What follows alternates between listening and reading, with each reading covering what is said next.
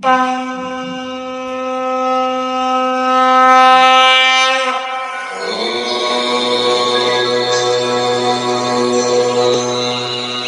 समाज में कई जातियां पाई जाती हैं, जिनमें से कुछ जातियां ऊंची तो कुछ जातियां नीची कहलाती है। परंतु क्यों यह सवाल हर एक हिंदू के मन में चुभता रहता है। खासकर देश आज़ाद हो जाने के बाद यह सवाल हिंदुओं में लगातार बिखराव पैदा कर रहा है।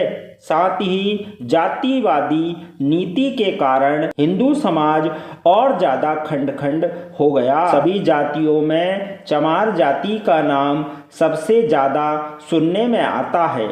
इसका कारण यह है कि इस जाति को नीच और अछूत की संज्ञा हमारे ही समाज ने दे दी। हिंदू धर्म ग्रंथों के अनुसार सभी मनुष्य ब्रह्मा जी ने ही उत्पन्न किए हैं, इसलिए सभी बराबर हैं। किसी भी धर्म ग्रंथ में जाति का उल्लेख भी नहीं है। फिर आखिर क्यों और कब से जातियों का विभाजन हुआ? चमार जाति को नीच और अछूत किसने घोषित किया? आखिर क्या है चमार जाति का इतिहास? आखिर क्या है चमार जाति का इतिहास? जानेंगे। इससे पहले वीडियो को लाइक करें और चैनल को सब्सक्राइब जरूर करें। दोस्तों, अगर आप एक हिंदू हो तो आपका ये फर्ज बनता है कि इसके असली इतिहास को, इसलिए आपसे निवेदन है कि यह वीडियो अंत तक अवश्य देखें।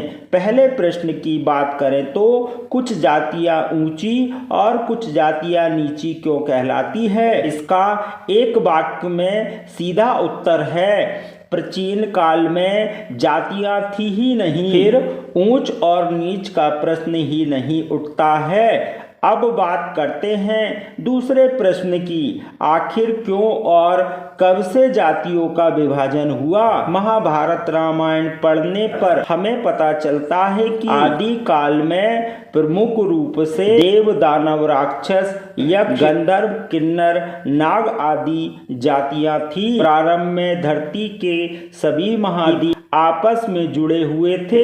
इस जुड़ी हुई धरती को प्राचीन काल में 7 द्वीपों में बांटा गया। जम्मू द्वीप, लक्षद्वीप, सल्मी द्वीप, कुशद्वीप, कोचद्वीप, शाक्य द्वीप और पुष्कर द्वीप थे। इन सभी में जम्मू द्वीप इन सभी के बीचों बीच था। यहीं पर मानव सभ्यता का विकास हुआ।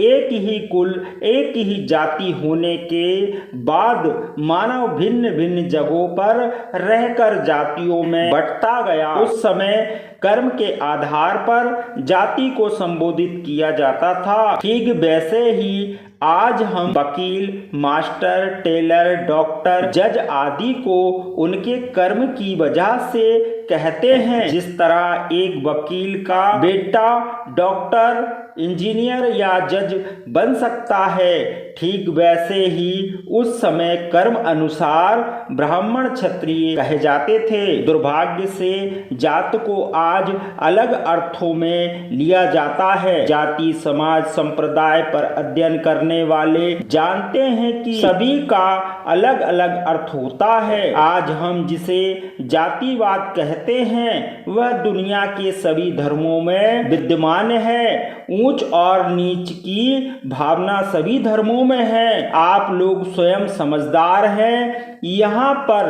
मैं ये बात कहना जरूरी नहीं समझता। गैर हिंदू समाज में कौन सा समाज अपने को ऊंचा मानता है? व्यवस्था की आड़ में सनातन धर्म को तोड़ने का कुचक्र बड़ा है। सैकड़ों वर्षों की गुलामी में जातिवाद इतना नहीं था जितना कि आजादी के बाद इन 75 सालों में देखने को मिला है। शुरुआत में हम सुर और असुर में बटे, फिर वैष्णव और स्वयं में बटे, इनके बाद ब्राह्मण और शूद्र में बदलकर धर्म का सत्यानाश कर दिया। इस दौरान लोगों ने अपने वंश चलाए, वंश समाज में बदल गए।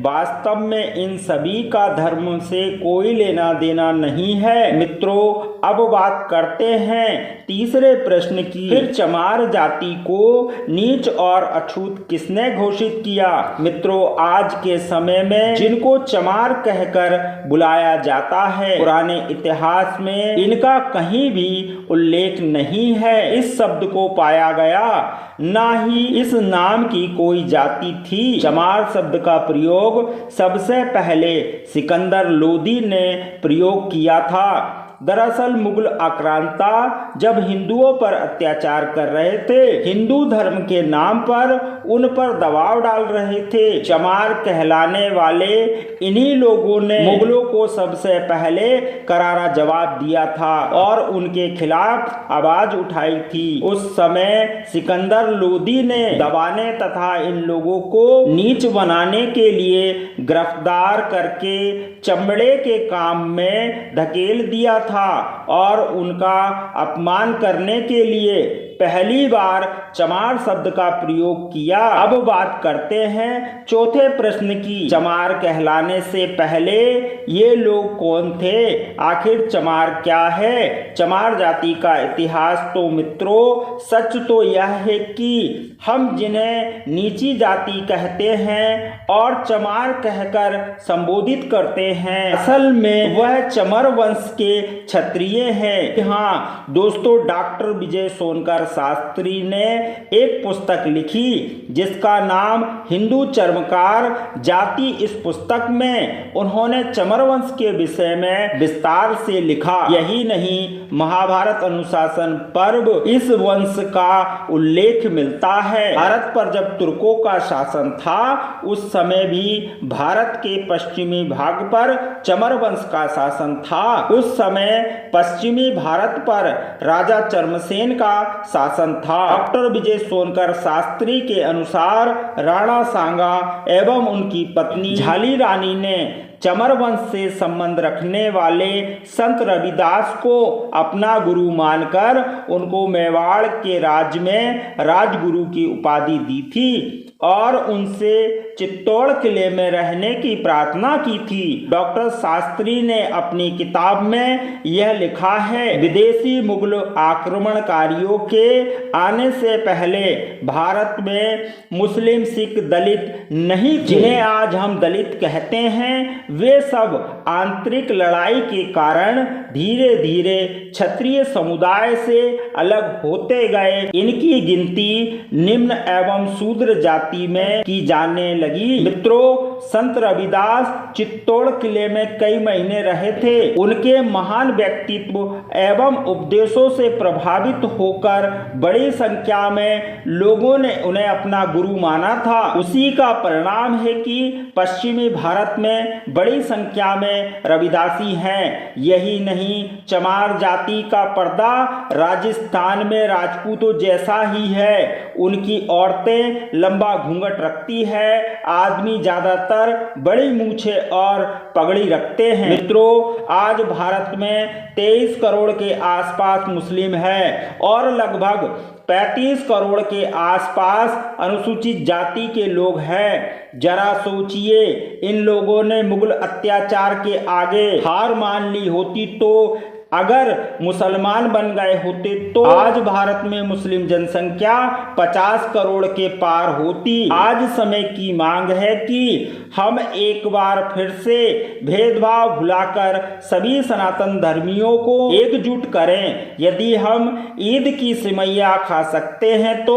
दलित के घर का पानी क्यों नहीं पी सकते? यह जानकारी आपको महत्वपूर्ण लगी हो तो अपने दोस्तों के साथ शेयर जरूर करें। मिलते हैं आपसे अगले वीडियो में, तब तक के लिए जय हिंद, जय भारत, वंदे मातरम।